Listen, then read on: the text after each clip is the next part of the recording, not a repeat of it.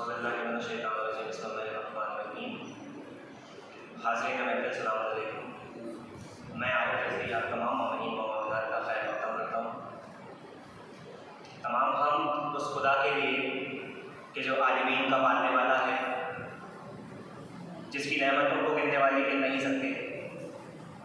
وہ ایسی ابتدا ہے کہ جس کی کوئی ابتدا نہیں، وہ ایسی ابتدا ہے کہ جس کی کوئی ابتدا نہیں، وہ ایسی انتہا ہے کہ جس کی کوئی انتہا نہیں. وہ ایسا اول ہے کہ جس کا کوئی اول نہیں، وہ ایسا آخر ہے کہ جس کا کوئی آخر نہیں. وہ ایسا اول ہے کہ جس کا کوئی اول نہیں، وہ ایسا آخر ہے کہ جس کا کوئی آخر نہیں. میں دو مصروں کے ساتھ جناب محمد طاہر حسین صاحب سے گزارش کروں گا کہ وہ آئیں اور تلاوت قرآن پاک سے اس پروگرام کا آغاز کریں. کہ کتابوں میں جو افضل ہے اسے قرآن کہتے ہیں، کتابوں میں جو افضل ہے اسے قرآن کہتے ہیں، اسے جس نے اتارا ہے اسے رحمان کہتے ہیں. ایک آواز بلند نعرے صلوات.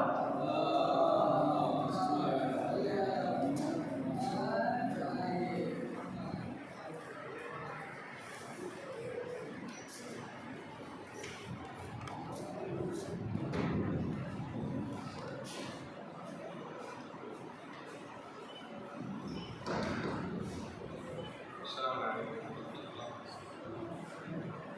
سورہ غافر 62 سے 66 نمبر آیت تلاوت کرنے کا شرف حاصل ہوا.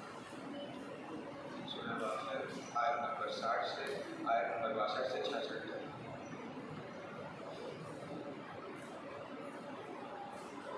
اعوذ باللہ من الشیطان الرجیم. بسم اللہ الرحمن الرحیم. ذالکم اللہ ربکم خالق کل شیء لا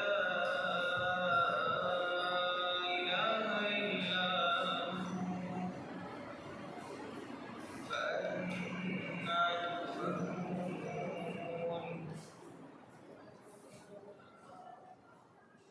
كذلك يؤفك الذين كانوا بآيات الله يجحدون.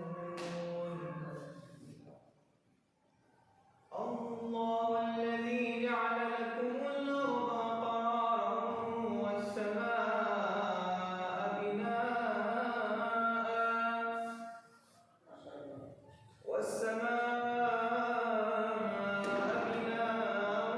وصوركم فأحسن صوركم ورزقكم من طيبات. ذلكم الله ربكم فتبارك الله رب العالمين. هو الحي لا إله إلا هو فادعوه مخلصين له الدين. الحمد لله رب العالمين.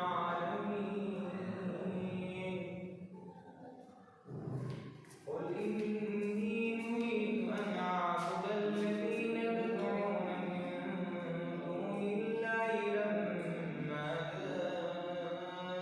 جاءني البينات من ربي وأمرت أن أسلم لرب العالمين.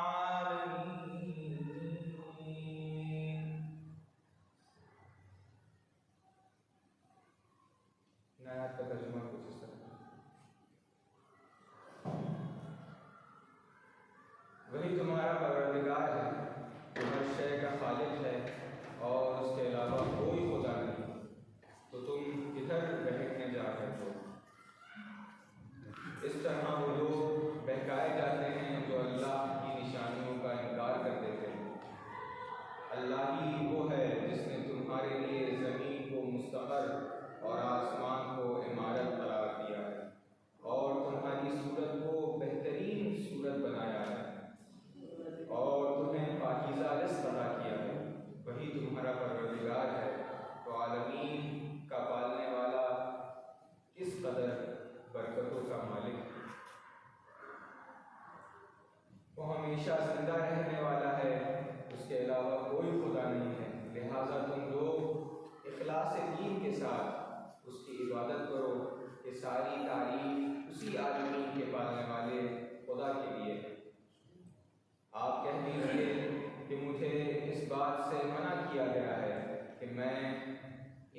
عبادت کروں جنہیں تم خدا کو چھوڑ کر پرستش کے قابل بنائے ہوئے ہو، جبکہ میرے پاس کھلی ہوئی نشانیاں آ چکی ہیں اور مجھے حکم دیا گیا ہے کہ میں رب العالمین کا اطاعت گزار بنتا رہوں۔ صدق اللہ العلی العظیم۔ اللہم صل علی محمد وآل محمد وعجل فرجهم۔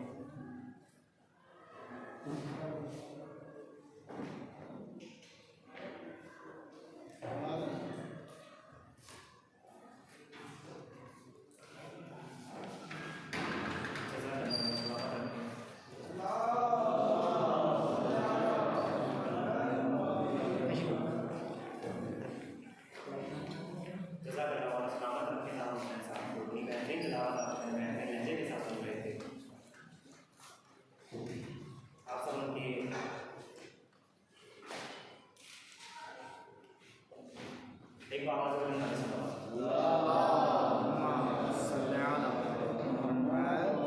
اللہ کی نہایت شکر گزار ہے کہ اس نے ہمیں علم حاصل کرنے کی توفیق عنایت کی۔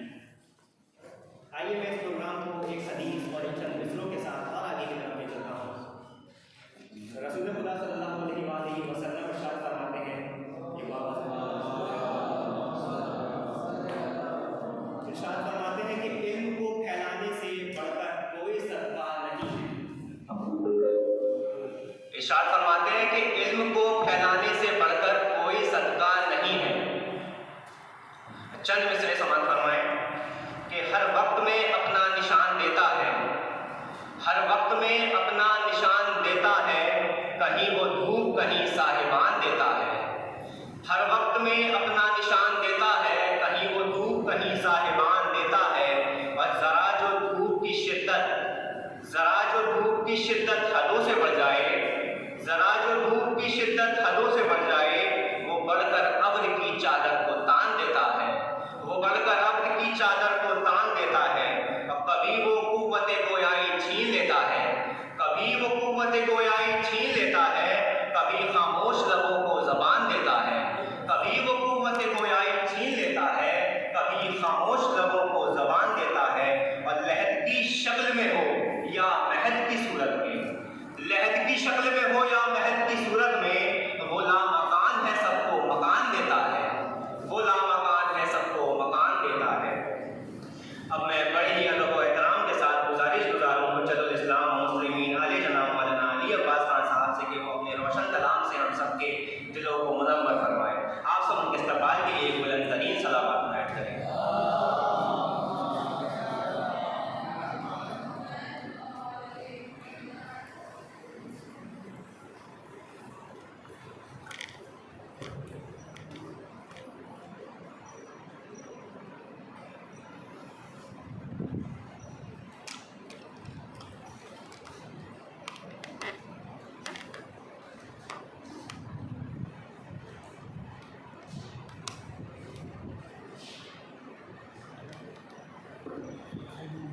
اعوذ باللہ من الشیطان الرجیم، بسم اللہ الرحمن الرحیم، الحمد للہ رب العالمین، وصلی اللہ علی محمد وآل بیتہ الطیبین الطاہرین، واللعنۃ الدائمۃ علی اعدائہم اجمعین من الآن الی لقاء یوم الدین، آمین یا رب العالمین۔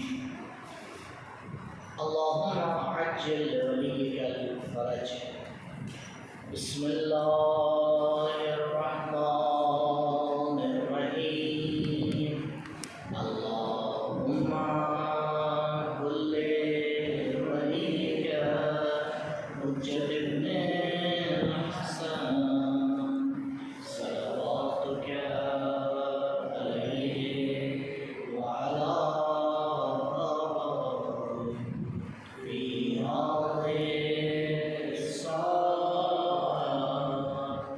وفي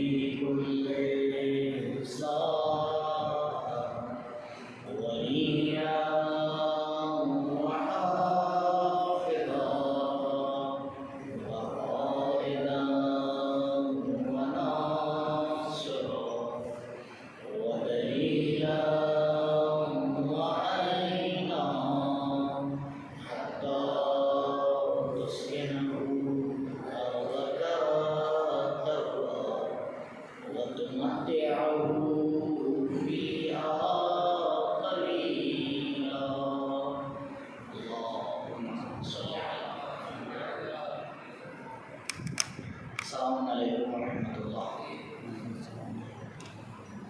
گزشتہ گفتگو میں الہی جہان بینی اور مادی جہان بینی کو آپ کے سامنے پیش کیا تھا اور پروف کیا تھا کہ الہی جہان بینی میں ایک مسئلے کو، اور وہ تھا واجب الوجود کا ہونا. بات یہاں تک پہنچی تھی کہ عقلی پروف کے ساتھ یہ بات ثابت ہوئی کہ واجب الوجود ہے. اب اس کے بعد جو نیا شعبہ ہمارے سامنے آتا ہے وہ توحید کا ہے. جیسا کہ آج آپ نے دیکھا، آج ہمارا ٹاپک ہے توحید، اور بہرحال کچھ غور طلب باتیں ہیں اس کے اندر انشاءاللہ آج ہم دیکھیں گے. گرچہ آج 6 سوال ہیں، لگتا نہیں مجھے کہ ٹائم میں یہ پورے ہو پائیں گے. کم سے کم 5 سوال تک کے ہم آج پورا کریں گے، اور اگر وقت بچا تو انشاءاللہ 6 سوال کا بھی کچھ حصہ ہم لیں گے.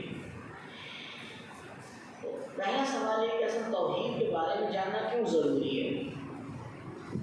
کیا ضرورت ہے ہمیں اس ٹاپک کو آگے چھیڑیں اور ہمارے توحید کے بارے میں کیا کریں، گفتگو کریں؟ شاید آپ میں سے کوئی آگے کہے گا ہمیں تو پتہ ہے، تو اس کو ایک تھوڑا سا کلیئر کرنے کی ضرورت ہے. اس کے بعد توحید کا کیا معنی ہے اسے دیکھیں گے انشاءاللہ، اور توحید کی کتنی برانچز ہیں، کتنی تقسیمات ہیں، اور توحید میں کیا کیا آتا ہے، اس کو انشاءاللہ دیکھیں گے. پھر توحید نظری اور اس کی کیا برانچز ہیں، انشاءاللہ اسی کے ذہن میں آپ کی خدمت میں عرض کیا جائے گا. اور توحید عملی کیا ہے، یہ سب توحید کے برانچز ہیں. انشاءاللہ اس کے اوپر آج بات ہوگی. کوشش کروں گا کہ آگے 5 سوال تو بالکل آپ تک پہنچ جائیں. رہے گا ایک مسئلہ، غور کیجیے گا. بار بار میں نے آپ سے کہا ہے کہ جو بھی بات ہے وہ پروف ہونا چاہیے. یہاں تک کہ ہمارے سامنے 8 ایسی باتیں آئیں گی کہ جن کو پروف کرنے کی ضرورت ہے، لیکن مسئلہ ہے وقت کا. جتنا ٹائم بچے گا اتنا آپ کے لیے پروف کر دوں گا. جو نہیں ہو پائے گا وہ جو آپ کے سامنے پروف ہوا ہے اسی سے سیکھ لیجیے گا، تھوڑا سا خود آگے بڑھیے گا. اور کچھ حصہ کویشچن آنسر سیشن میں انشاءاللہ کوشش کریں گے پورا کر لیں گے، کیونکہ جو نیکسٹ 3 دن ہمارے پاس بچے ہیں وہ 3 دن یعنی سیٹرڈے تک، اس 3 میں 3 اہم مباحث ہیں وہ آپ کے سامنے پیش کرنا ہے. تو دیکھیں گے اگر بیلنس ہو پائے تو انشاءاللہ پروف بھی آپ کے سامنے سب کا پیش کر دیں گے کہ توحید کے برانچز کو کس طرح پروف کیا جا سکتا ہے. تو یہ آج ہمارے مین سوالات ہیں، انشاءاللہ غور کیجیے گا. اور دعا یہی ہے کہ انشاءاللہ پروردگار توفیق دے کہ جو دین کے مسائل ہیں وہ صحیح سے آپ تک پہنچا سکیں ببرکت صلوات اور محمد و آل محمد.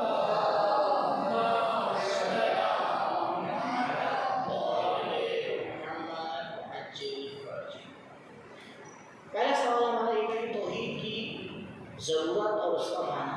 2 سوال ہے. پہلا سوال تھا توحید کی کیا ضرورت ہے، اور دوسرا سوال تھا توحید کا کیا معنی ہے. اسے ایک ساتھ دیکھیں. اگر ہم مسلمانوں کے مختلف فرقوں کو دیکھیں یہ تو آپ کو بھی پتہ ہے کہ بھائی مسلمان ایک فرقہ نہیں ہے، مختلف فرقوں میں آ کے ڈیوائڈ ہو رہے ہیں، بٹے. اس کی مین وجہ ہے توحید کی ڈیفینیشن. یہی پر آ کے سب کا اختلاف ہوتا ہے جو توحید کا معنی کس طرح سے کرتے ہیں. کہیں نہ کہیں بات جا کے توحید کے طرف ہوتی ہے.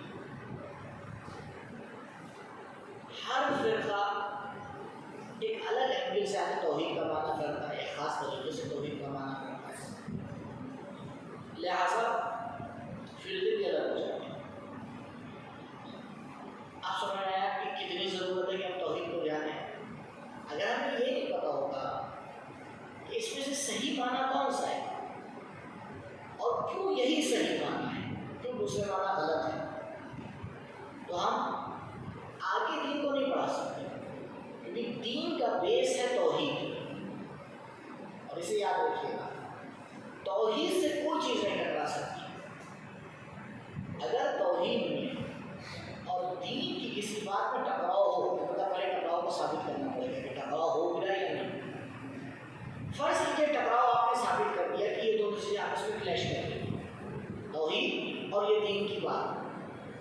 ہم توحید سے پیچھے نہیں ہٹ سکتے، اس بات کو کنارے رکھتے ہیں، کیونکہ توحید اسلام کا کیا ہے؟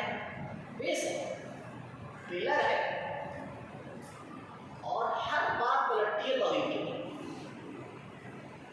علامہ طباطبائی علیہ رحمہ کا نام آپ نے سنا ہوگا، مشہور عالم دین ہے، اور آپ نے ایک تفسیر لکھی جس تفسیر کا نام ہے المیزان، 20 والیوم ہے، جس میں سے تقریباً 8-9 والیوم کا انگلش میں ٹرانسلیشن ہو گئی ہے، مل جائے گی آپ کو ویب سائٹ پر۔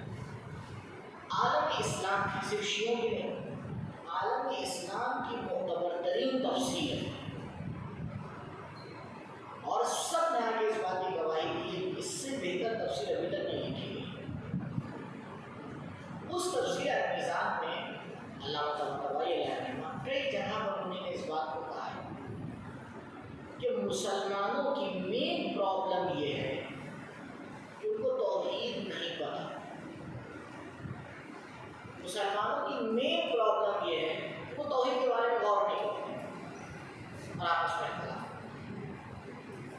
لہٰذا بہت اہم ٹاپک ہے اور صحیح سے سمجھنے کی ضرورت ہے۔ انشاءاللہ کوشش کریے گا واقعات تک پہنچیں۔ اگر ٹائم پہ کوئی بات کلیئر نہیں ہوتی ہے اسے نوٹ کر لیجیے گا، انشاءاللہ کوئی شناسہ سیشن میں، اور اگر وضاحت کی ضرورت ہوگی تو میں وضاحت کروں گا۔ تو توحید کی الگ الگ تفسیر کی وجہ سے توحید کا کہ ماننے والے الگ الگ فرقوں میں کیا ہو جاتے ہیں؟ بڑھ جاتے ہیں۔ لہٰذا بہت ضروری ہے کہ توحید کا صحیح معنی سیکھا اور سمجھا جاتا ہے، پتہ چلے بھائی کون سا معنی صحیح ہے اور ہمیں کس معنی کو ماننا ہے، اور کیوں ہم اسی ڈیفینیشن کو مان رہے ہیں، کیوں ہم توحید کے دوسرے معنی کو نہیں مان رہے ہیں۔ ٹھیک ہے، تو اسی میں دوسرا حصہ تھا کہ توحید کی ضرورت، یہ ضرورت آپ کے اشارہ کی ہے کہ توحید کا معنی کیا ہے، ضرورت کے بعد معنی کیا ہے۔ توحید کا ورڈ وحدت سے لیا گیا، لفظ وحدت آپ نے بار بار سنا ہوگا، لفظ وحدت اور لفظ توحید روٹ ورڈ دونوں کا ایک ہی ہے، اور اس کا معنی ہے کسی چیز کو ایک ماننا یا ایک شمار ایک کی طرف جاتا ہے۔ البتہ ایک میں اور 1 میں جو نمبر ہے اس میں فرق ہے، انشاءاللہ توحید میں تو آگے بڑھیں گے، آپ کے لیے کلیئر ہے۔ تو توحید کا مطلب یہ ہے کہ آپ کسی چیز کو ایک مانیں، وحدت سے لیا ہے، واحد یعنی ایک، وحدت یعنی ایک، کسی چیز کو ایک شمار کرنا، یہ آپ کے معنی ہے توحید کا۔ اب جو بھی ہم بات کریں گے اسی طرح پلٹنا چاہیے، جو بھی ہم توحید کی ڈیفینیشن بیان کریں گے اس کو اسی طرح پلٹنا چاہیے۔ توحید کی برانچز کیا ہے، یہ اہم مسئلہ ہے، اس کو دیکھیں اور اس سے انشاءاللہ اس کی ایک ایک کر کے آپ کے سامنے میں تفصیل دے گا۔ سب سے پہلے علماء آگے توحید کو 2 حصوں میں آگے تقسیم کرتے ہیں۔ آپ کو یاد ہوگا ہم نے انسان کے بارے میں ایک بات کہی تھی کہ انسان میں 2 طرح کی ایکٹیویٹیز ہوتی ہیں، یا وہ سوچتا ہے یا وہ کرتا ہے، یاد ہے؟ نظر اور عمل قریب گفتگو ہو رہی ہے، تو وہ باتیں جو انسان کی نظر سے، اس کے سوچنے سے ریلیٹڈ ہوتی ہیں اس کو کہا جاتا ہے عقائد، اور جو اس کے عمل سے ہوتی ہیں اس کو کہا جاتا ہے فروعیتی۔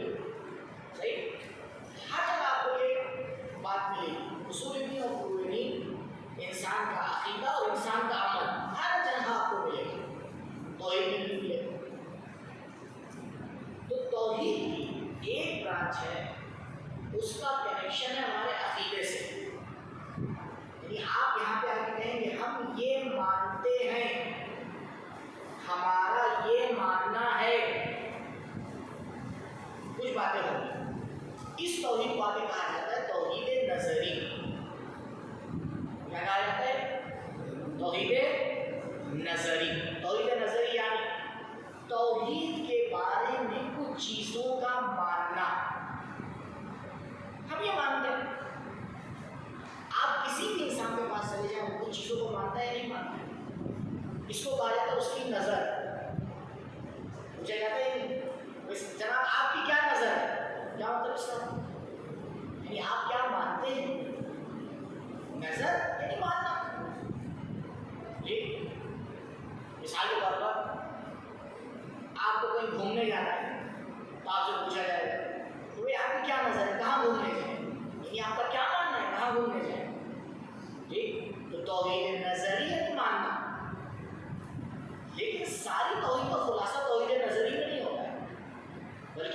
برانچ اور بہت اہم توحید عملی.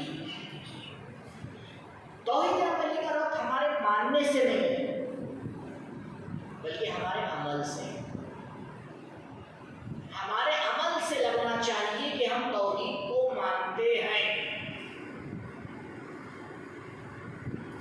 مثال کے طور پر انسان اللہ کو مانتا ہے اور جائے کسی اور کی عبادت کرنے لگے. یہ اس کا عمل اور اس کا ماننا آپس میں میچ کر رہا ہے؟ نہیں کرتا. اور یہ دنیا کا بہت بڑا مسئلہ ہے کہ انسان کا عمل اس کی نظر کے ساتھ میچ نہیں کرتا. اگر ہم اور آپ کسی سے محبت کرتے ہیں تو سامنے والے کی توقع کیا ہوتی ہے؟ ہمارا عمل اس محبت کے مطابق ہونا چاہیے نا. ہم دعوے تو بہت کر رہے ہیں, ہم آپ کو بہت چاہتے ہیں, ہم آپ کے اوپر قربان ہو جائیں, فلاں ہو جائیں, یہ ہو جائے, اور اس نے آ کے ایک بار آپ کو کال کی کہ بھائی مثال فلاں جگہ مل جانا, تھوڑا سا کام ہے, اور وہی اس ٹائم پہ بہت بزی. پھر اس نے دوبارہ کہا, پھر دوبارہ کہا, 10 بار 20 بار 25 بار 30 بار. بھائی یہ کون سی محبت, ایک 5 منٹ تمہارے پاس ٹائم نہیں ہے. تو سامنے والا مانے گا یا نہیں مانے گا؟ نہیں مانے گا. تو توحید عملی اور توحید نظری کو آپس میں میچ کرنا چاہیے انشاءاللہ, اور آگے کلیئر. تو توحید نظری کا معنی یہ ہوا کہ اس بات پر یقینی عقیدہ کیا ہونا چاہیے؟ یقینی عقیدہ, ہلنے ڈلنے والا نہیں. جب دل چاہا عقیدہ صحیح ہے, جب دل چاہا ہٹا دیا. جب فائدہ ہو رہا ہے تو مان رہا ہے, جب فائدہ نہیں ہو رہا ہے. بہت سے لوگوں کو دیکھا ہے نا, جب سر پہ آتی ہے اور مصیبت آتی ہے تو بہت زیادہ اچھی عبادت کرتے ہیں. ایگزام کے ٹائم تو نماز قضا ہوتی ہی نہیں ہے. یہ وہی ہے, کل مثال دی تھی نا کہ کشتی پہ سوار ہوتے ہیں اور جب کشتی ڈوبنے لگتی ہے تو بہت دل سے اللہ کو یاد کرتے ہیں, مخلصین لہ الدین. اور جیسے ہی ایگزام دے کے باہر نکلے, البتہ رزلٹ آنے تک چلتا ہے, سوری رزلٹ آنے تک چلتا ہے, اور جیسے ہی رزلٹ آ گیا اب تو گھومنے کا ٹائم ہے. ارے یہ نماز پڑھ لو, نہیں, اب 8 مہینے بعد دوبارہ ایگزام آئے گا. ہاں, پھر دوبارہ انسان جو ہے وہ مسجد میں نظر آنے لگے گا, سب جگہ پہ نظر آنے لگے گا. ایسا نہیں ہونا چاہیے. اس بات پر یقین عقیدہ کہ خداوند متعال اپنی ذات, صفات اور افعال میں ایک اور لا شریک ہے, اس کو اور مذاق کو بنا دیں. فی الحال یہ سینٹینس تھوڑا سا مبہم ہے, اس کو تھوڑا کھولنا پڑے گا. دیکھیے توحید نظری کے اندر خود 3 برانچ ہیں. توحید نظری میں خود کیا ہیں؟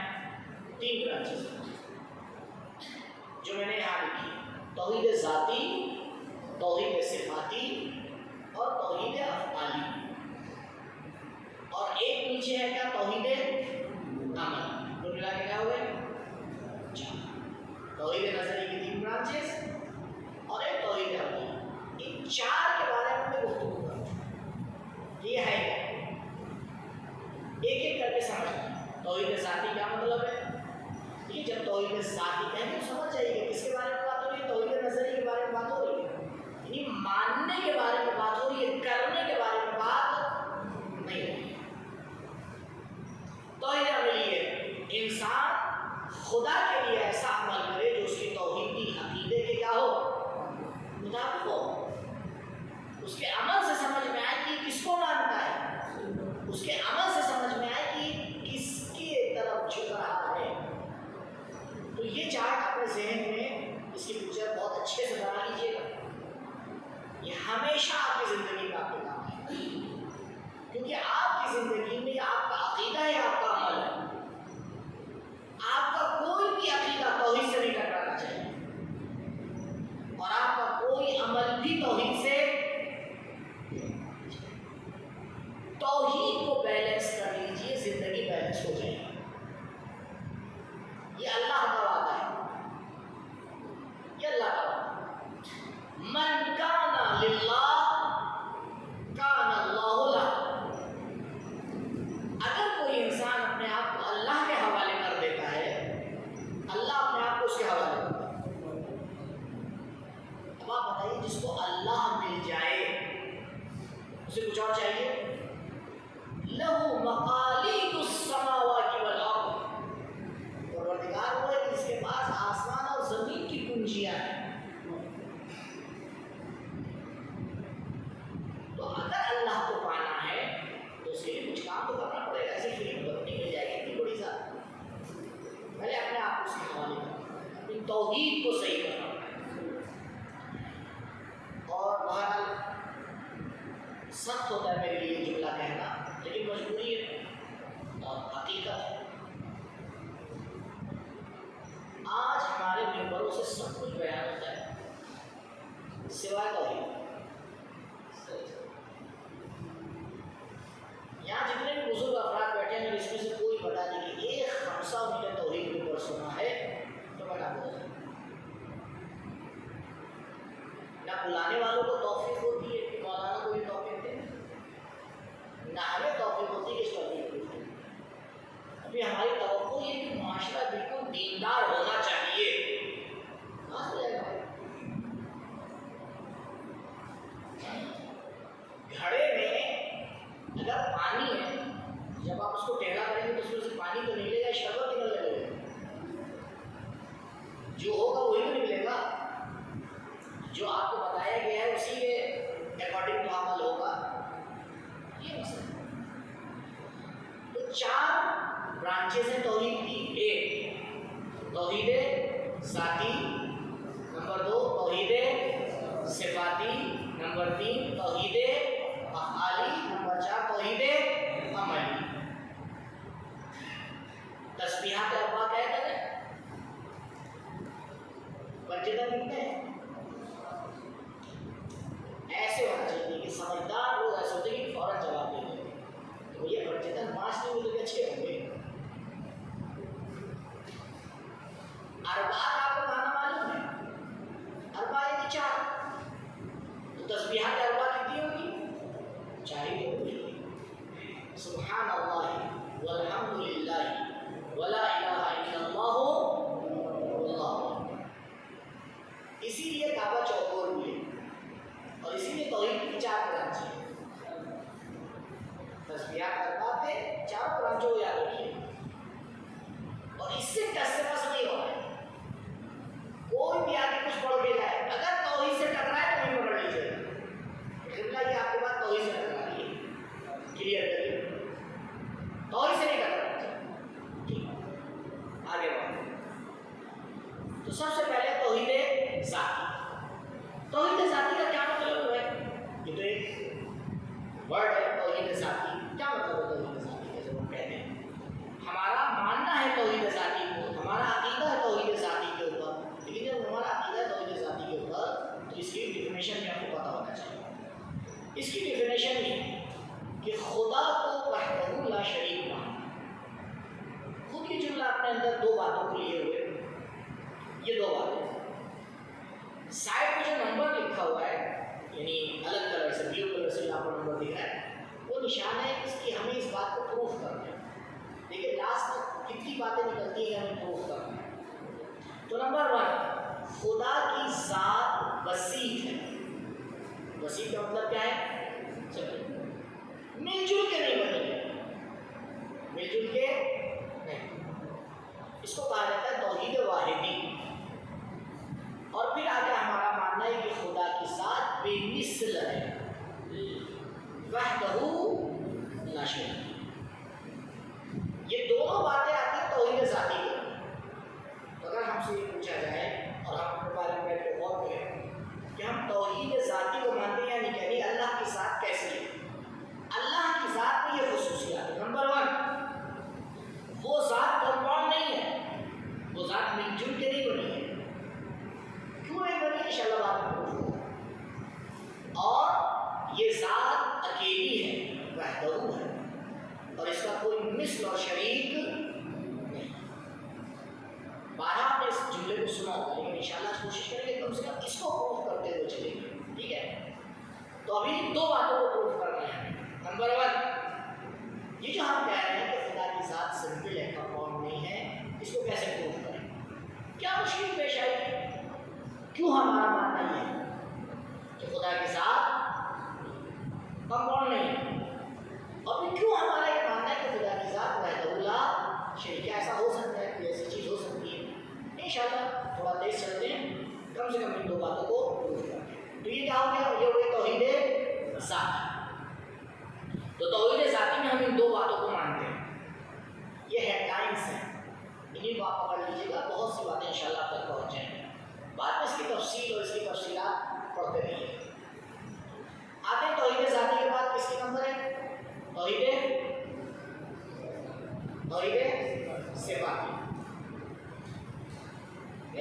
پریشان نہ ہوئیے، مجلس نہیں ہوئی، مجلس ہوتی تو آپ جواب نہ دیتے ہیں۔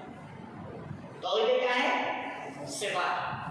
دیکھیں توحید صفاتی کا کیا معنی ہے۔ توحید صفاتی میں بھی دو باتیں۔ نمبر ایک، خدا ہر کمال اور ہر اچھی صفت کو رکھتا ہے۔ بس آپ کو یہ کلیئر کرنا پڑے گا کہ یہ اچھی صفت ہے، یہ اچھی کوالٹی ہے۔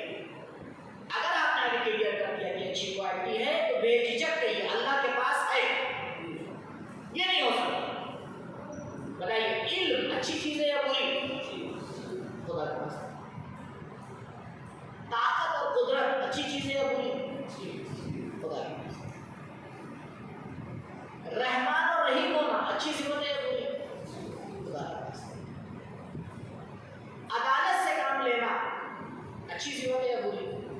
خدا کے پاس ہے۔ ہر اچھی صفت، ہر اچھی صفت اور اپنے ٹاپ لیول پر، یعنی اس صفت کی جو سب سے سپر ہائی کوالٹی ہے وہ خدا کے پاس ہے۔ اسے کہتے ہیں توحید صفات۔ یہ صفت ہے توحید۔ اور اس کے بعد یہ اس کا کیا لکھا ہوا ہے؟ یہ نمبر کیا بڑا ہے؟ کیوں؟ یہ تیسری بات ہے جسے ہمیں پروف کرنا ہے۔ پہلی بات توحید ذاتی میں کہ خدا کے ساتھ سمپل ہے، کمپاؤنڈ نہیں ہے۔ نمبر دو، خدا متعال وحدہ لا شریک ہے۔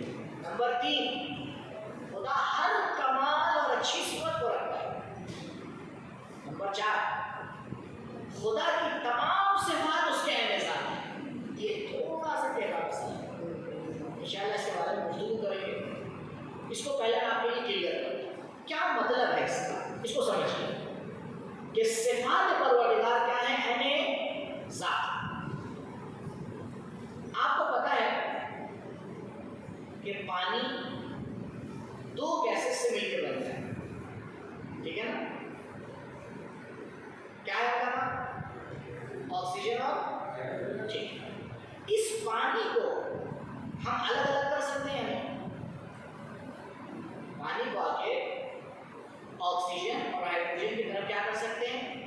الگ الگ کر سکتے ہیں، اور دونوں کو مکس کر کے دوبارہ پانی بھی بنایا جا سکتا ہے۔ تو اس کا مطلب یہ ہے کہ اس کی ذات سمپل نہیں ہے۔ پانی کی ذات کیا ہے؟ سمپل نہیں، کمپاؤنڈ مل کے بنی ہوئی ہے۔ اور اس کی صفت ہے ذات بھی نہیں ہے۔ دو صفتیں اس میں پائی جا رہی ہیں تو جو دو بالکل ایک دوسرے سے الگ ہیں۔ آکسیجن الگ چیز کا نام ہے، ہائیڈروجن الگ چیز کا نام ہے، یہ بالکل دو الگ الگ صفات ہیں۔ لیکن کبھی کبھی ایسا ہوتا ہے کہ صفات عین ذات ہوتی ہے۔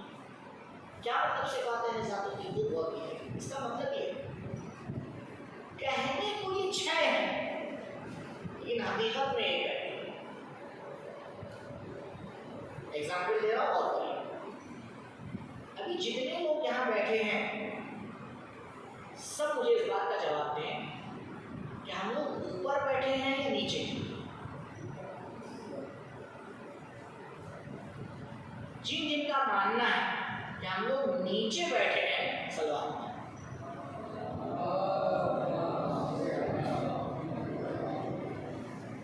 سلوات تو سبھی کو پڑھنا چاہیے۔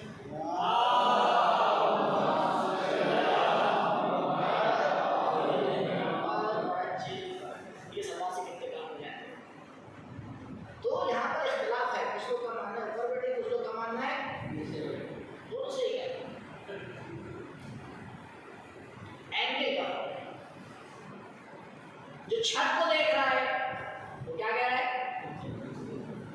جو زمین کو دیکھ رہا ہے، کرسی کو دیکھ رہا ہے، وہ کیا کہہ رہا ہے؟ چلیے اب نیکسٹ کوشچن آسان ہے۔ آپ رائٹ سائڈ بیٹھے یا لیفٹ سائڈ؟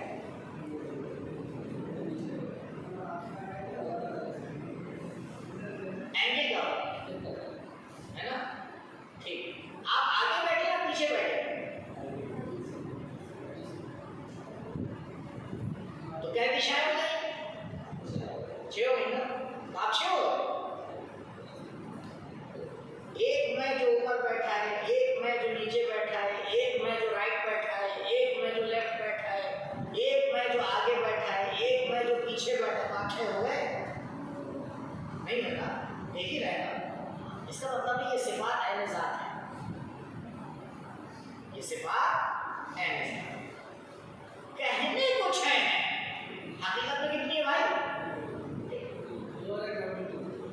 کہنے کو کیا ہے چھ لیکن حقیقت میں کیا ہے ایک ہی ذات ہے اگر بیمار کو ٹھیک کر دے تو شافی کہتے ہیں اگر بھوکے کو کھانا دے دے تو رازق کہتے ہیں اگر کسی کو خلق کر دے تو خالق کہتے ہیں کسی کے اوپر رحمت نازل کر دے تو رحیم کہتے ہیں عدالت سے کام لے لے تو عادل کہتے ہیں بخش دے تو رحیم کہتے ہیں تو یہ نہیں ہے کہ خدا متعال نعوذ باللہ اتنی ذات کے اندر ہو گیا نہیں ایک حقیقت ہے ایک ہی حقیقت جو تمام صفات کو اپنے اندر لیے ہوئے خدا کی تمام صفات اس کے کیا ہیں عین ذات ہیں کیا ہے عین ذات ایک اور مثال دو ہر انسان سمجھتا ہے کہ وہ ایک ہے یا دو ہے ہر انسان سمجھتا ہے یہ کہنا ایک اور ہر انسان سمجھتا ہے کہ وہ انسان ہے آپ نے دیکھا کہ انسان سمجھے کہ میں گھوڑا گھوڑا اپنے آپ کو گھوڑا سمجھتا ہے انسان اپنے آپ کو انسان بہت ڈفیکلٹ معاملہ ہے میں آپ کو ایسے انسان دکھا سکتا ہوں لیکن آپ کو انسان نہیں سمجھتے اگر انسان سمجھتے ہوتے تو خدا کی عبادت کر رہے ہوتے یہ انسان کی کوالٹی کیونکہ اللہ کہہ رہا ہے میں نے انسانوں کو خلق کی عبادت کے لیے یہ انسان جو خدا کی عبادت نہیں کر رہا ہے یہ اپنے آپ کو کچھ اور سمجھتا ہے تو یہ بتائیے یہ انسان جو انسان ہے اور یہ انسان جو ایک ہے یہ دو ہو گئے یا اس کا انسان ہونا اور ایک ہونا ایک ہی چیز ہے چلیے ایک اور کوالٹی بڑھا دیتے ہیں ہر انسان یا میل ہے یا فیمیل ہے ایک تیسری صفت آ گئی تو یہ تین ہو گیا ہر انسان یا جوان ہے یا بچہ ہے یا بوڑھا ہے یا ڈھیر ہے یہ چار ہو گیا چلیے ایک اور سوال بولیے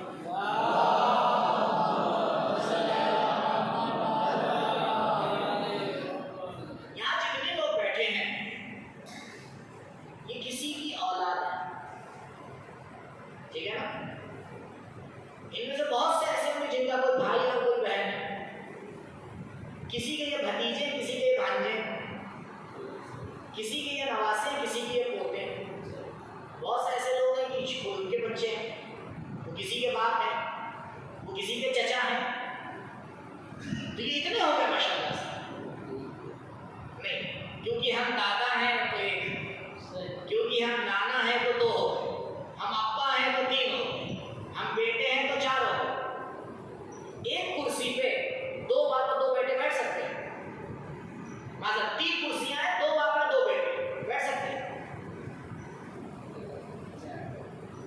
دو باپ اور دو بیٹے کیا ہو گئے کیا ہو گئے تین یا چار کرسیاں تین بیٹھ سکتے ہیں نا کیونکہ بیچ والا باپ بھی ہے بیٹا بھی ہے ٹینشن کی بات ہے دو تھوڑی ہو گئے یہ ایک دادا ہے ایک اس کا بیٹا ہے ایک اس کا بیٹا ہے تو یہ بیچ والا باپ بھی ہے اور بیٹا بھی ہے تو کیا یہ دو ہو گیا اس کرسی تو ایک ہی چاہیے تو بہت سے جگہ پہ ایسا ہوتا ہے کہ صفات عین ذات ہوتی ہے غور نہیں کرتے یعنی کیا مطلب یعنی صفات کے الگ الگ ہونے سے ذات الگ الگ نہیں ہو جاتی اس کو کہتے ہیں توحید صفات اس کو کہتے ہیں توحید صفات تو توحید صفاتی میں دو چیزیں آ گئی نمبر 1 جتنی بھی اچھی صفات ہیں اچھی پازیٹیو کوالٹیز سب اللہ کے پاس ہے نمبر 2 خداوند متعال کی صفات عین ذات اور کلیئر کروں یہ صفات عین ذات والا مسئلہ تھوڑا ٹیڑھا ہے دیکھیے انشاءاللہ پروردگار تمام بیماروں کو شفا عاجل عنایت کرے جب کوئی بیمار ہوتا ہے اور ہم اس کے لیے دعا کر رہے ہوتے ہیں تو ہماری ساری نظر خدا کی ایک صفت پہ ہوتی ہے بیماریوں کو ٹھیک کرنے والے. لیکن مجھے بتائیں جس بیماریوں کو ٹھیک کرنے والے کو ہم پکار رہے ہیں کیا وہ خالق نہیں ہے؟ کیا وہ عادل نہیں ہے؟ کیا وہ رحمان الرحیم نہیں ہے؟ اب یہاں پہ سمجھ میں آئے گا کہ آپ نے ہوم ورک پورا کیا یا نہیں کیا. توحید صفاتی کے لیے دعائے جوشن کبیر میں 1001 صفات پہلے آپ سے کہا تھا بیان کی گئی. کس کو ملا وہ کالم نمبر؟ بولا کسی نے؟ یہ ایک ملا ادھر سے بولے ایک نہیں ملا یہ دعائے جوشن کبیر ہی نہیں پڑھی. ایک گل آتی ہے تو تاکید ہوتی نا وہ بڑی والی شب قدر تھی تو اس میں تو پڑھ لیتے کم سے کم. کون سا نمبر ملا ہے؟ آپ موبائل میں ہے پریکٹیکلی ہونا چاہیے. ابھی نہیں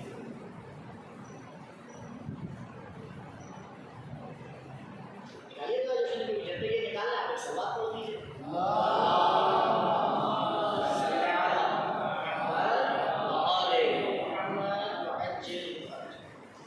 جتنی دیر میں یہ نکالنا ہے آپ لوگ بھی نکال سکتے ہیں.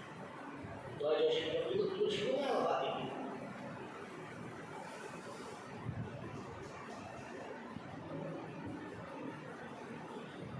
جتنی تیزی سے آپ لوگ دوسری ایپلیکیشن آگے چلاتے ہیں اس سے تیز آپ کو مفادی چلانا چاہیے.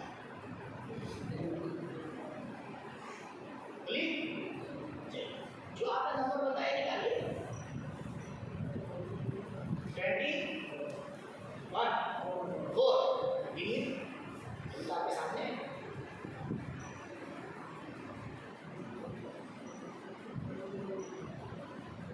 فقرہ نمبر 24 گنی کیسے پڑھیں؟ 10 ہے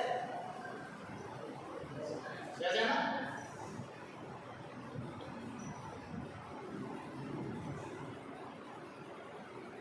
تو بھائی دیکھیے ہاتھ کے کلاس ہی میں ایک چھوٹی جب کوئی ہوم ورک کر کے نہیں آتا تو آگے بڑھنے کا فائدہ نہیں ہے. کیا کیا جائے؟ اچھا تو بھی آپ کو بات نہیں ہے.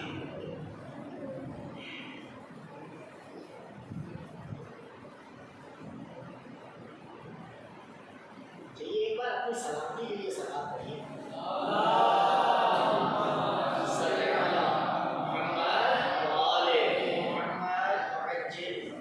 فقرہ نمبر 55 گنیے.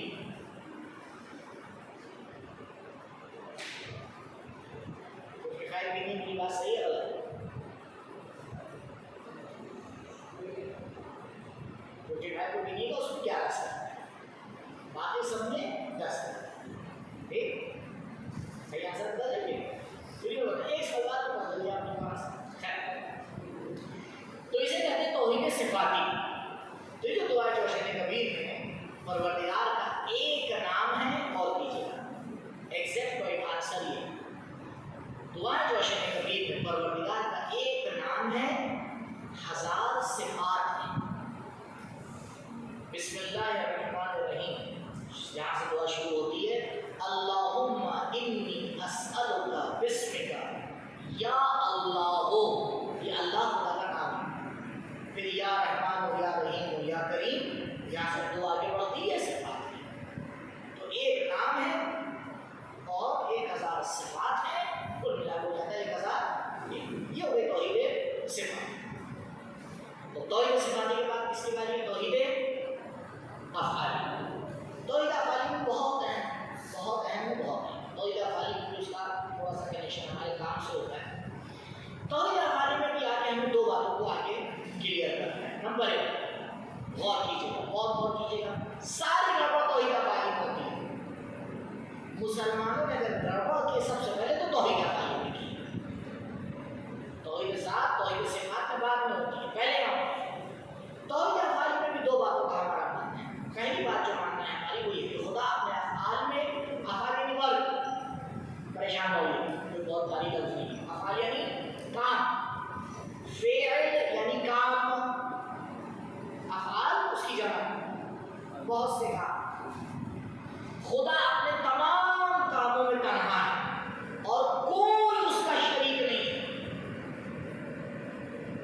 جی زیادہ جذباتی نہ ہوا کریے. ہمارا عقیدہ مسیحیوں والا نہیں ہے. چلیے تھوڑا سا آپ کو پریشان ہے، ضرور تھوڑی کہ آپ مجھے پریشان کریں، مجھے پریشان کریں. یہ بتائیے اللہ تعالیٰ نے زمین اور آسمان کو کتنے ٹائم پہ بنایا ہے؟ سورہ مبارکہ حدید کی لاسٹ کی آیات اور سورہ مبارکہ حشر شروع کی آیات، وہاں پہ خدا نے ایک ٹائم پیریڈ بتایا ہے. کیا ٹائم پیریڈ بتایا ہے؟ کیا آپ سنا ہے اب تک کچھ ایسے کہ اللہ نے زمین اور آسمان کو کتنے دن میں بنایا ہے؟ دن میں 6 دن میں. جی انجیل میں بھی یہی لکھا ہے، پریشان ہو گئے. 6 دن میں بنایا ہے، 7ویں دن تھک گیا تو چھٹی کر دی، اس لیے ہفتے میں ایک دن چھٹی ہوتی ہے. آپ لوگ ہنسی آ رہی ہے بھائی، ایکسٹ میں انجیل پڑھ رہا ہوں آپ کے لیے. ایکسٹ انجیل میں یہی لکھا ہے. چاہیے کسی بھی مسیح سے آپ جو جانکار ہو دین کے بارے میں پوچھ لیجیے. قرآن میں صرف اتنا حصہ ہے کہ اللہ نے 6 دن میں آسمان اور زمین کو بنایا. انجیل میں سے آگے تو خدا نے 6 دن بنایا، 7ویں دن اس نے آ کے چھٹی کر دی.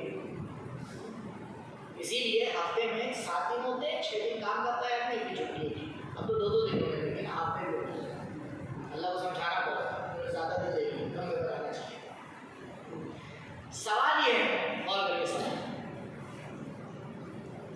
ٹائم کی ڈیفینیشن کیا ہے؟ ٹائم کسے کہتے ہیں ذرا بتائیے. اچھا آج تک نہیں سوچا اس میں ٹائم کسے کہتے ہیں؟ بغیر ٹائم کے کچھ ہوتا ہے؟ سب کام تو ٹائم کے اندر ہو رہے ہیں نا. ٹائم کی کیا ڈیفینیشن ہے؟ کیا کہیں گے ٹائم یعنی کیا؟ کوئی آپ سے پوچھے بھائی ٹائم کسے کہتے ہیں، کیا بتائیں گے؟ یہ تو آپ لوگ کا سبجیکٹ ہے، میرا تھوڑی ہے. یہ تو ہمارے علی گڑھ یونیورسٹی کے سائنٹسٹوں کو بتانا چاہیے بھائی ٹائم کیا ہے. مولانا مجھے بتائیں گے؟ نہیں، مولانا نہیں بتائیں گے. ٹائم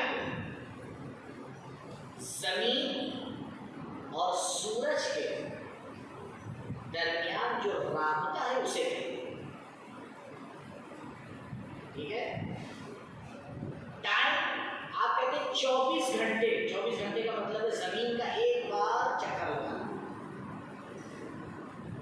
تو یہ بتائیے، غور کیجیے گا سوال پہ غور کیجیے گا. بہت باریک سوال ہے، جواب نہیں ہوگا. کوشچن آنسر بھی مت پوچھیے گا، جواب نہیں ہوگا.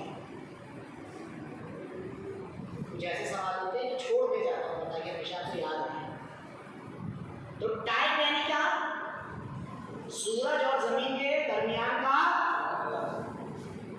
کیا مطلب؟ آپ کہتے ہیں میری 25 سال ایج ہے، کیا مانا اس کا؟ یعنی بھائی میرے سامنے 25 بار زمین نے سورج کا چکر لگایا. یہی تو مانا ہے کہ کچھ اور؟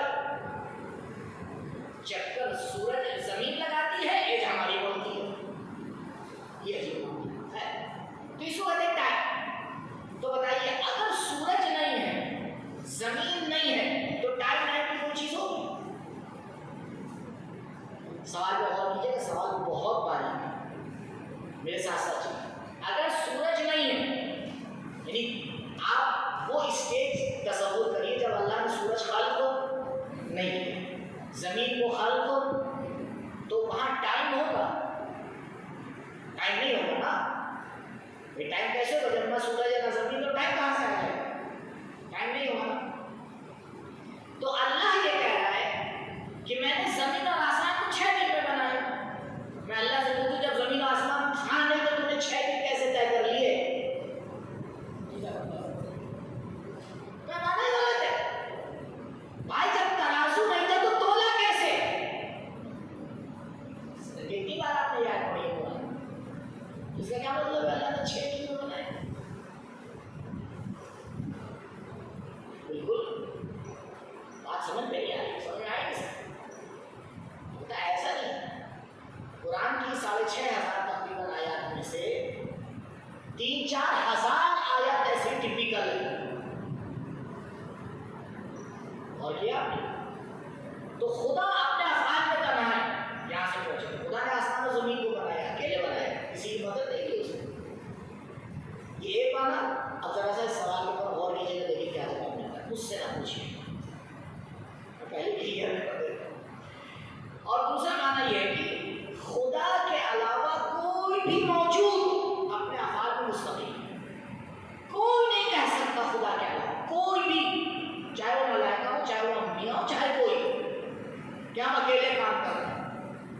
اس کا لازم ہو جائے گا شرک۔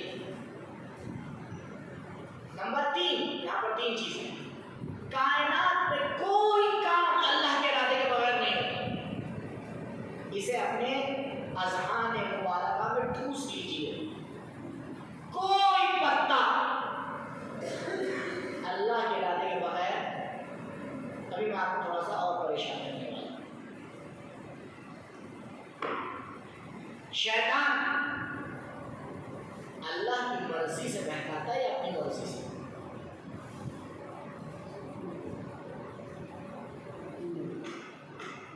جواب دیجیے، اپنی مرضی سے۔ شرک اس کا مطلب 2 مرضیاں چل رہی ہیں، ایک اللہ کی مرضی چل رہی ہے، کیونکہ اللہ تو نہیں چاہتا بہکا ہے، شیطان چاہتا ہے بہکا ہے، شیطان کافر ہو جائے۔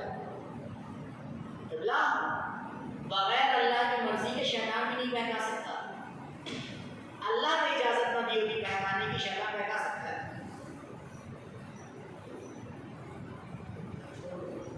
کائنات میں ایک طاقت کام کر رہی ہے، میں نے کہا نا سب سے ڈفیکلٹ توحید یہ ہے، توحید افعالی میں اچھے لفظ جاتے ہیں۔ توحید افعالی یعنی کائنات کو کوئی کام بغیر مرضی پروردگار کی ہوتا ہے، چاہے اچھا ہو چاہے برا ہو۔ یہ کون سی بات ہو گئی؟ ہم ان لوگوں کی طرح نہیں جو 2 خدا کو مانتے ہیں، اچھے کاموں کا خدا ایک، برے کاموں کا خدا ایک اور۔ یہ کون سی توحید ہے بھائی؟ یہ کہاں سے اس کا توحید سے معنی نکل رہا ہے؟ اور یقین مانیے ہم لوگ اپنی زندگی میں یہی کر رہے ہیں، یہی کر رہے ہیں۔ قرآن صریح طور پہ کہہ رہا ہے کہ کہو سب کچھ اللہ کرتا ہے، قل کل من عند اللہ، قل کل من عند اللہ۔ کیونکہ اس زمانے میں یہی کہتے تھے، جب کوئی نعمت ملتی تھی تو کہتے تھے اللہ نے، جب کوئی مصیبت آتی تھی تو کہتے تھے کہ ان کی طرف سے، نہیں، سب کچھ خدا کی طرف سے۔ اب اس کو کیسے سیٹ کرنا ہے، مطلب تھوڑا پہ باریکیاں ہیں، ان کو سمجھانا پڑے گا۔ اسی لیے اسلام کا یہ جملہ ہمیشہ یاد رکھیے، کیا لکھا ہے؟ لا حول ولا قوت الا باللہ۔ کوئی حول و قوت، کوئی طاقت اور ارادہ پروردگار کے علاوہ ہے ہی نہیں۔ اس کو کہتے ہیں توحید افعالی۔ تو توحید افعالی کے 3 معنی آپ کو ذہن میں رکھنا ہے۔ نمبر 1، پروردگار اپنے افعال میں تنہا ہے، کوئی اس کا شریک کوئی نہیں۔ 2، خدا کے علاوہ کائنات میں کوئی تنہا نہیں، ہو ہی نہیں سکتا۔ اور نمبر 3، کائنات میں کوئی کام واجب کے ارادے کے بغیر نہیں ہوتا۔ ارادہ پروردگار شامل ہونا ضروری ہے۔ انشاءاللہ اس کو کلیئر کروں گا یہیں پر، غور کیجیے۔ بہت سے لوگوں میں دیکھ رہا ہوں کہ ہاتھ میں پین ہے، وہ لکھ رہے ہیں، جو لوگ لکھ رہے ہیں میں ان سے سوال کروں، پین لکھ رہا ہے، پین لکھ رہا ہے نہیں لکھ رہا ہے؟ پین لکھ رہا ہے نا؟ انگلیاں لکھ رہی ہیں، ہاتھ لکھ رہا ہے، آپ کی طاقت لکھ رہی ہے، آپ کا ارادہ لکھ رہا ہے۔ کون لکھ رہا ہے؟ سب لکھ رہا ہے۔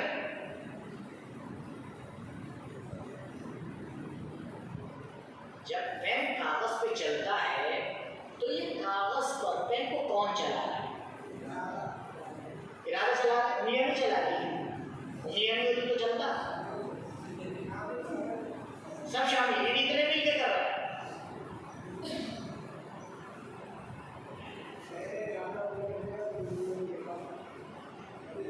اسے کہتے ہیں توحید افعالی۔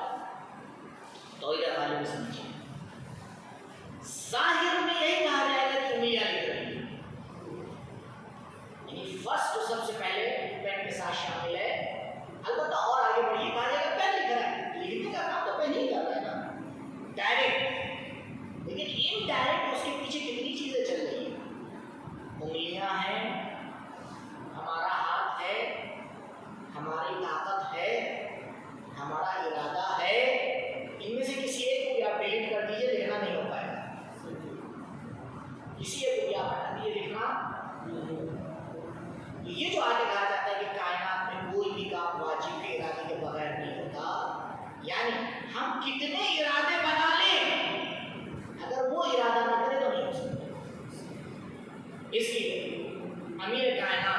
حضرت علی علیہ السلام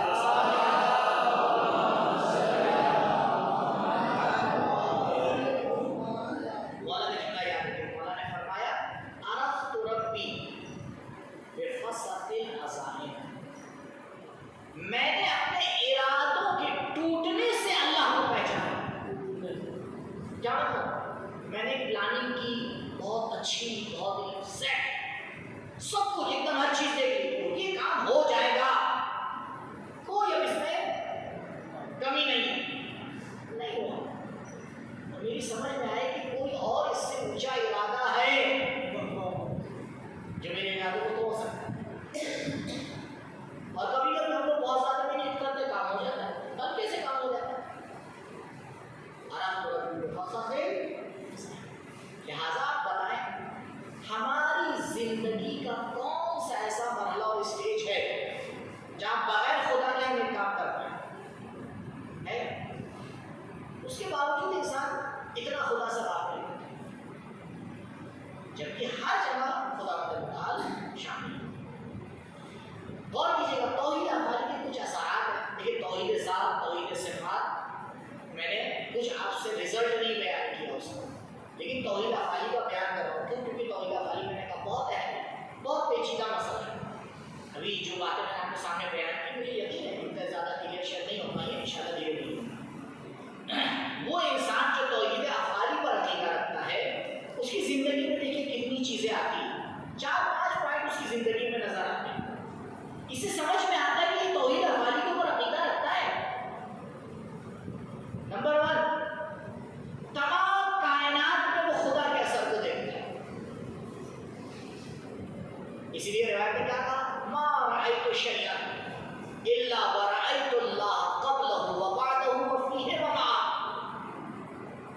میں نے کائنات میں جو بھی دیکھا اس کے ساتھ، اس سے پہلے، اس کے بعد خدا کو دیکھا، کیونکہ کوئی بھی کام بغیر خدا کی مرضی کے نہیں ہوتا۔ نمبر 2، خدا پر توکل اور بھروسہ کرتا ہے، کیونکہ جب وہ یہ دیکھ رہا ہے کہ لاسٹ ڈیسیژن کس کے ہاتھ میں ہے، ساری قدرت کس کے ہاتھ میں ہے۔ یہ واقعہ بتایا تھا، شاید آپ کو نہیں بتایا تھا، کہ جب جناب ابراہیم کو آگ میں پھینکا جا رہا تھا تو جناب جبریل جب آئے تو جناب ابراہیم نے کیا کہا؟ مجھے ہیلپ چاہیے لیکن تم سے نہیں چاہیے، کس سے چاہیے؟ صرف خدا پہ بھروسہ کرتا ہے۔ نمبر 3، فقط خدا، اور جہاں خدا نے اجازت دی ہے بس اس سے مانگے۔ جہاں خدا نے اجازت دی اس کا مطلب یہ کہ خدا کے کہنے پہ چلو، یہاں کوئی ٹکراؤ نہیں ہوگا، ہر دروازے پہ نہیں جھومتا ہے، بلکہ غور کرتا ہے کس سے مانگنا ہے، کس کے آگے ہاتھ پھیلانا ہے۔ جو خود محتاج ہے وہ کیا دے سکتا ہے؟ آپ بتائیے۔ آپ نے دیکھا ہے فقیر ایک دوسرے سے مانگتے ہو؟ نہیں دیکھا ہے؟ فقیر کی ٹولی چلتی ہے نا، کبھی کبھی 5-6 ایک ساتھ چلتی ہے، آپ نے دیکھا اس میں سے ایک فقیر دوسرے سے مانگ رہا ہے، یار تم ہی ہم کو دے دو، کسی نے کچھ نہیں دیا ہے، بیوقوف نہ خود فقیر ہو۔ خدا کیا کر رہے ہیں؟ انتم الفقراء، تم سب کے سب فقیر ہو، واللہ هو الغنی الحمید، اور بے نیاز فقط اور فقط خدا ہے۔ اسے سمجھیے اپنی زندگی میں۔ پتہ ہے کبھی کبھی خدا ہمیں کیوں نہیں دیتا؟ کیونکہ ہم اس کے بجائے کسی اور سے مانگ لیتے ہیں، اسے برا لگ جاتا ہے، یہ کون سی بات ہے؟ تجھے پیدا میں نے کیا، تجھے بڑا میں نے کیا، تجھے عزت میں نے دی، تجھے سنبھالا میں نے، اب مانگ رہے کسی اور سے، تو جاؤ اسی سے مانگو، جاؤ اسی سے مانگو۔ غور کیجیے توحید افعالی میں، فقط خدا سے مانگیے اور جس سے خدا نے اجازت دی بس۔ نمبر 4، فقط خدا سے امید رکھتا ہے۔ بہت سے لوگ ہوتے ہیں ایک دوسرے سے امید رکھتے ہیں، اپنے دوست سے، دوست کیا کر لے گا؟ میرے بھائی کا خدا کا ارادہ نہیں ہوتا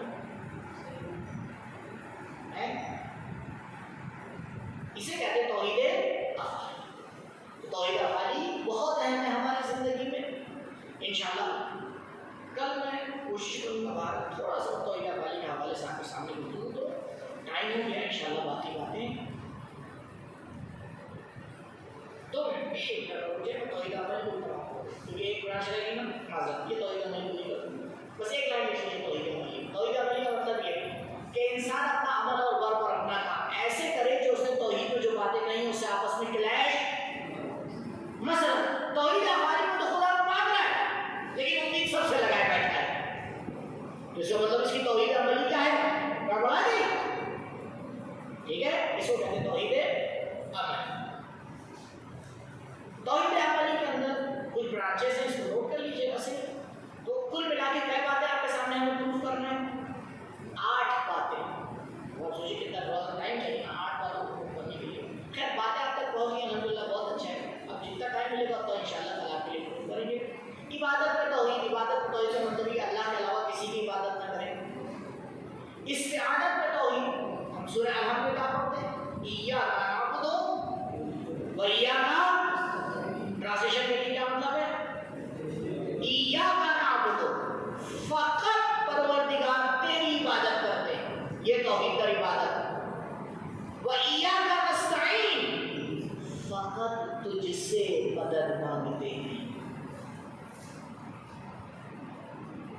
کم سے کم 10 بار تو دن بھر میں انسان یہ جھوٹ بولتا ہی ہے۔ 5 نمازیں پڑھتا ہے، ہر نماز میں 2 بار الحمد تو پڑھتا ہے، پہلی اور دوسری رکعت میں کم سے کم، تیسری اور چوتھی میں پڑھ رہا تو اور آگے اور چلاتا ہے ایاک نستعین، فقط اس سے مدد مانگتے ہیں۔ ہر دروازے میں کھڑا دکھائی دیتا ہے سوائے اللہ کے۔ ابو علی سینا فارابی کا نام آپ کے سامنے لیا گیا ہے۔ فارابی کی کتاب ہے احیاء العلوم۔ ابو علی سینا نے اس کتاب کو، ابو علی سینا وہ شخص جو 18 سال میں اپنے زمانے کے جتنے علوم تھے سب نے اس کی پیش کی تھی۔ اس شخص کا کیا نام ہے؟ ابو علی سینا، اتنا بڑا ہائی فائی انسان ہے۔ اس نے فارابی کی کتاب احیاء العلوم اس کو 40 بار پڑھا نہیں سمجھ میں آیا۔ کئی بار؟ تب اس نے کیا راستہ نکالا؟ گیا مسجد میں، وضو کیا، 2 رکعت نماز پڑھی اور نماز پڑھنے کے بعد بیٹھا پڑھنے کے لیے۔ کہتا اس کے بعد جب میں پڑھتا جا رہا تھا سمجھتا جا رہا تھا، پڑھتا جا رہا تھا سمجھتا۔ کس سے مدد مانگی؟ اللہ سے مدد مانگی۔ اطاعت میں توحید، فقط اللہ کی اطاعت کرو، کسی کی اطاعت نہیں کرو۔ محبت میں توحید، اللہ سے محبت کریے جس سے اللہ نے اجازت دی ہے۔ توکل میں توحید بہت سی اس کی برانچیں ہیں، انشاءاللہ پروردگار ہمیں توفیق دے اپنے عقائد میں اور اپنے عمل میں دونوں میں توحید کے ساتھ زندگی بسر کر سکے ببرکت صلوات و محمد و آلہ۔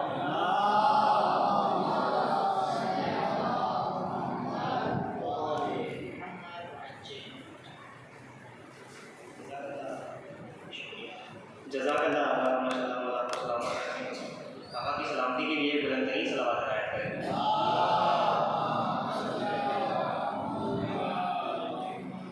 آقا کچھ سوالات ہیں؟ جی بسم اللہ۔ آقا ایک سوال یہ تھا کہ آپ نے کہا تھا کہ دین اس سے لیں جو خود دین کو جانتا ہو، کیا یہ دنیاوی دین میں بھی ہے؟ جزاک اللہ، اچھا ہوا یہ آپ نے سوال کو کلیئر کر لیا۔ دیکھیے ایک بہت بڑی پرابلم ہے، اس کو صحیح کریے اور یہ میری بات جو آپ کے دوست ہیں ان تک پہنچائیے۔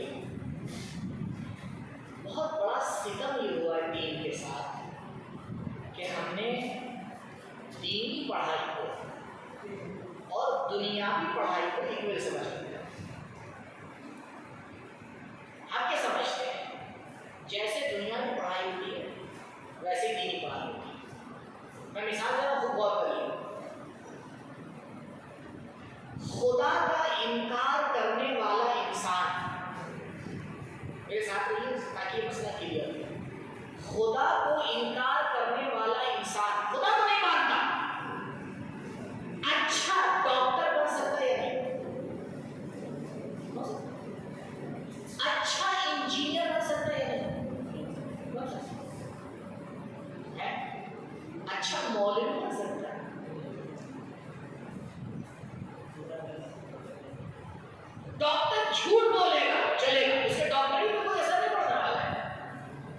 झूठ बोलेगा आपसे कि भाई ये स्टैंड जो डालना कि 10 लाख रुपए का है और होगा 10,000 रुपए, लेकिन उसके काम पे ऐसा मौलवी झूठ बोल सकता है। ठीक को देखो, इसलिए मेरे भाइयों मेरे अजीजों, कभी भी दीनी पढ़ाई को दुनियावी पढ़ाई के साथ मुकाबला मत किया करिए।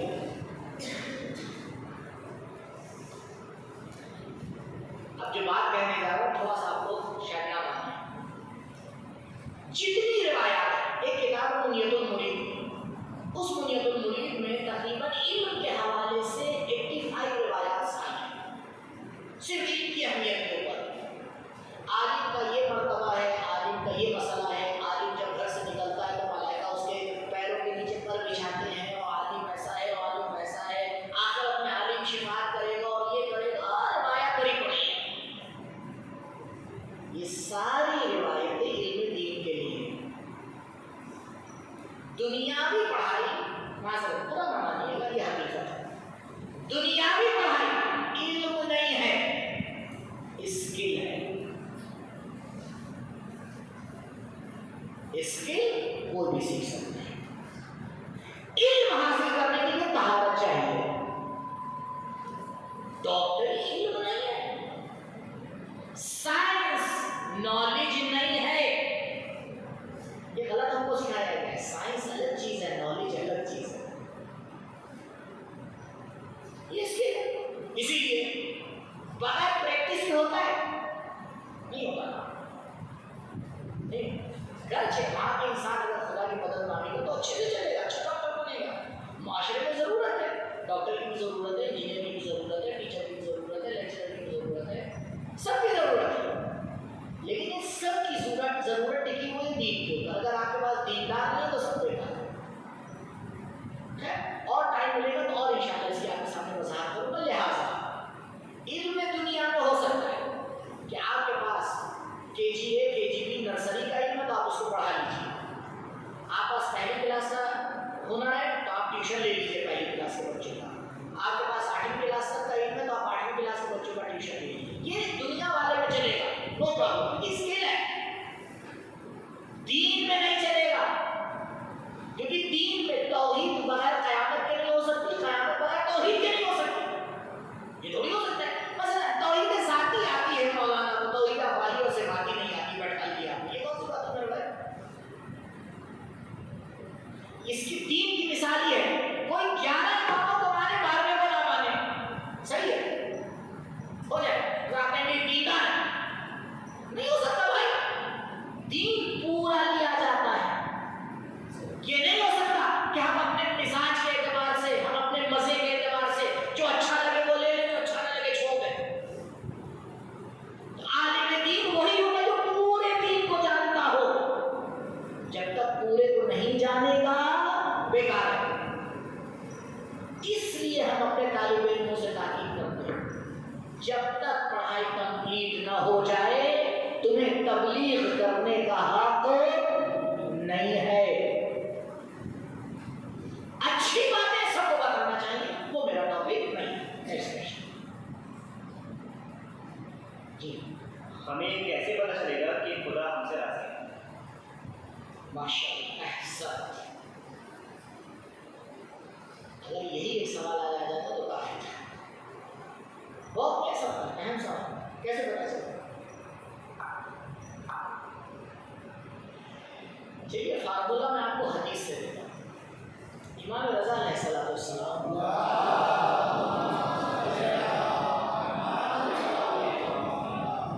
फरमाते हैं कि अगर कोई नेक काम करो और अच्छा काम करो और उसके बाद फिर तुम्हें तौफीक हो कि अच्छा काम करो, तो समझ जाना पहले वाले से खुदा राजी हुआ है, तभी तो उसने तुम्हें दोबारा तौफीक दी।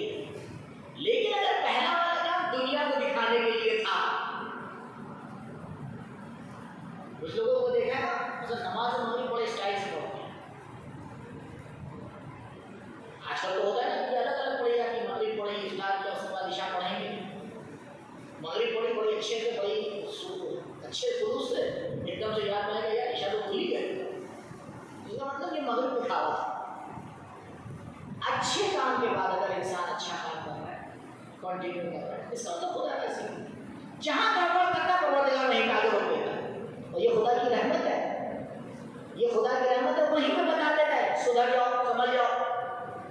ہم لوگ اتنا تھوڑی ایک سال بعد رزلٹ دے کے بتائیں کہ کیا بنائی، خدا وہیں پہ بتا ہوتا ہے۔ لہٰذا غور کیجیے۔ ایک نشانی اور بعض علماء بتاتے ہیں، وہ بھی آپ کے حضرت میں عرض کروں، جب کسی کام کو کرنے کے بعد آپ کا دل گواہی دے کہ میں مطمئن ہوں، سمجھ آئیے خدا کیسے۔ دیکھیے یاد رکھیے گا، انسان پوری کائنات کو بہکا سکتا ہے، دو کو نہیں بہکا سکتا، ایک اللہ ایک خود، انہیں کبھی نہیں بہکا سکتا۔ اگر ہم نے کوئی کام کیا ہم خود اپنے کام سے مطمئن ہیں تو اس کا مطلب خدا کیسے ہے، اور خود اگر کہیں نہ کہیں پریشان ہے سمجھ جائیے گا جی۔ خدا نے ہمیں انبیاء سے مدد مانگنے کا حکم کس جگہ دیا ہے، اور ہم اپنے اہل سنت بھائیوں کو یہاں کی مدد کا کانسیپٹ کیسے سمجھائیں؟ جزاک قرآن کی ایک آیات ہے، روایات بھری پڑی ہیں، عقل بھری پڑی ہے، وَابْتَغُوا إِلَيْهِ الْوَسِيلَةَ، خدا کے متعلق بالکل کلیئر کہا ہے کہ جب پروردگار کے پاس آؤ تو کیسے آؤ، وسیلہ لے کر۔ ہم شیعہ تنہا قرآن کو حجت نہیں مانتے، ہم وہ کہنے والے نہیں حسبنا کتاب اللہ، ہمارے لیے کتاب کافی نہیں، ہم کتاب کے ساتھ پہلے بیٹھ کے بھی مانتے ہیں۔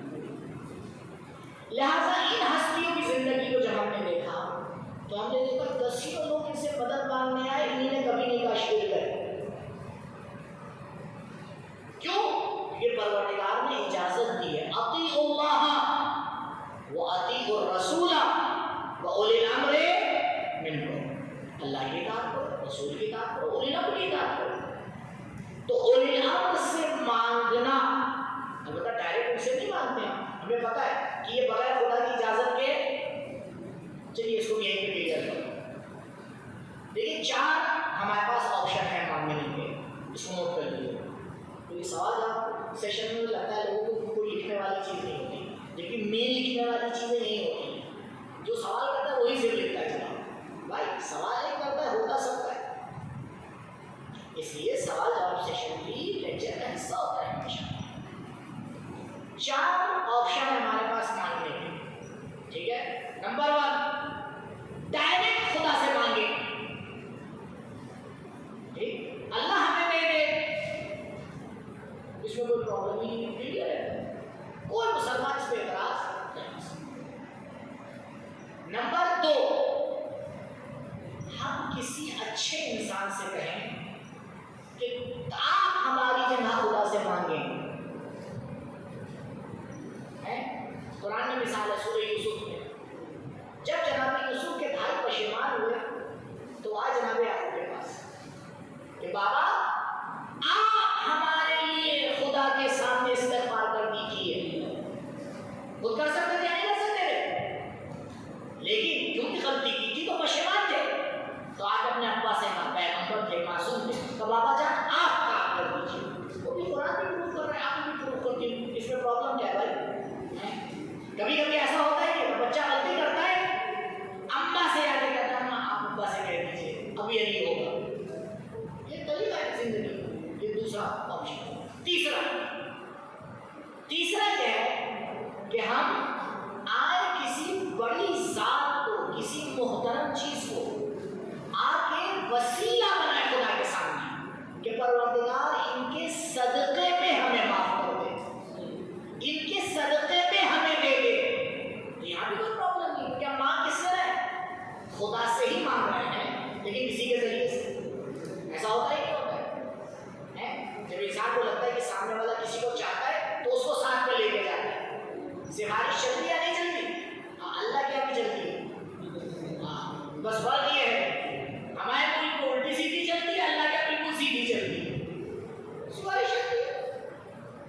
اور آپ سیرت میں دیکھیے، آپ کو دسیوں میں ہزاروں مثال مل جائیں، ان تین آپشن میں کوئی پرابلم نہیں، کوئی مسلمان بھی نہیں کہہ سکتا غلط ہے۔ پرابلم چوتھے آپشن میں آتی ہے، وہ یہ ہے کہ ہم امام باڑے میں، روضے میں، نجف میں، کربلا میں، مشہد میں، کاظمین میں، مکے میں، مدینے میں جب ہم جاتے ہیں ڈائریکٹ ان ہستیوں سے مانگتے ہیں، ڈائریکٹ ان ہستیوں سے مانگتے ہیں۔ اگر مانگنے والے کا عقیدہ یہ ہے کہ یہ ہستیاں خود دے رہی ہیں، اللہ سے کوئی ربط نہیں ہے، تو یہ شرک ہے اور کفر ہے۔ لیکن اگر مانگنے والے کا عقیدہ یہ ہے کہ ہم مانگ ان سے رہے ہیں لیکن دیں گے تو یہ خدا ہی کی مرضی سے، ما تشاءون الا ان یشاء اللہ، ان کا کوئی ارادہ بغیر اللہ کے ارادے کے، تو یہ چوتھا آپشن بھی صحیح ہے۔ لیکن ہمارے علماء کی تاکید ہے غیر مذہب کے سامنے یہ آپشن نہ رکھیے، کیونکہ وہ بیچارہ سمجھ تو پاتا نہیں ہے، وہ ڈائریکٹ آ کے ہمارے اوپر کس چیز کا اسٹینڈ لگا دیتا ہے؟ کافر، مشرک، آپ مشرک ہیں، آپ غیر خدا سے مانگتے ہیں، تو اس کو یہ نہیں پتا ہمارا عقیدہ توحید، تو اس کے پردادا سبردادا بھی نہیں سمجھ پائے کہ اچھا ہے، انہیں کیا معلوم توحید کسے کہتے ہیں۔ لیکن وہاں کہیں اپنی غلطی ہوتی ہے، لہٰذا یہ چار آپشن ہے جس میں سے تین میں کوئی پرابلم نہیں ہے، چوتھے والے میں تھوڑا سا خیال کرنا چاہیے، اپنا عقیدہ اگر صحیح ہے تو آپ چوتھے پہ بھی عمل کر سکتے ہیں، لیکن بہرحال تھوڑا سا سمجھداری کے ساتھ سمجھ لیں۔ جی، خانہ کعبہ کے بندے نے تسبیحات اربع کے بیچ کے تعلق کو تفصیل میں بیان کیجیے۔ تفصیل بیان کرو، چلیے۔ ایک شخص آیا امام جعفر صادق علیہ السلام،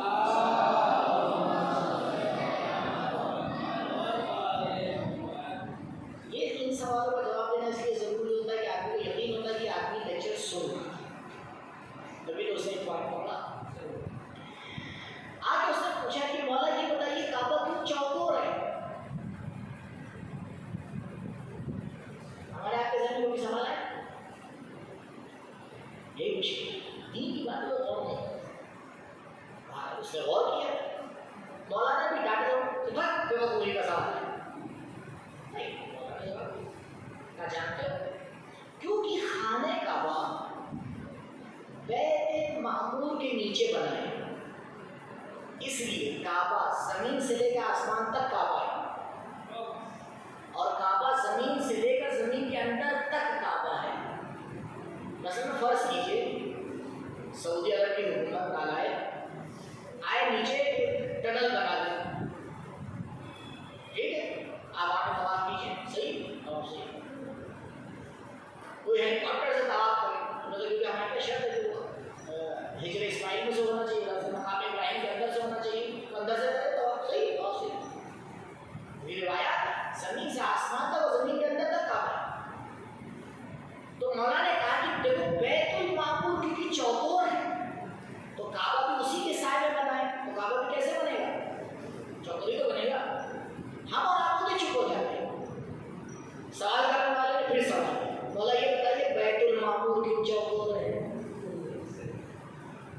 کبھی کبھی ہم لوگ چپ ہو جاتے ہیں۔ مولا نے کہا سن، کیونکہ تسبیحات پروردگار چار ہیں۔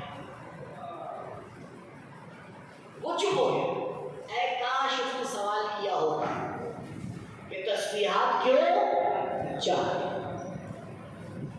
وہ قیامت تک سوال کرتا، یہاں جواب کا ختم نہیں ہوتا۔ اب وہ نہیں کروں کیا روایت نہیں پر ختم ہوگی، لہٰذا مجھے بھی اس کے آگے نہیں پتا، تو یہ اس کے پیچھے لاجک ہے۔ جی اللهم صل على محمد وآل محمد وعجل فرجهم۔ بسم الله الرحمن الرحيم، اللهم أدخل على أهل القبور السرور، اللهم أغفر كل فقير، اللهم اشف كل جائع، اللهم اكس كل عريان، اللهم اغز دين كل مدين، اللهم فرج كل مكروه، اللهم رد كل غريب، اللهم فك كل أسير، اللهم أصلح كل فاصل من أمور المسلمين، اللهم اشف كل مريض، اللهم سد فقرنا بغناك، اللهم غير سوء حالنا بحسن حالك، اللهم اغفر لنا الدين وأغننا من الفقر، إنك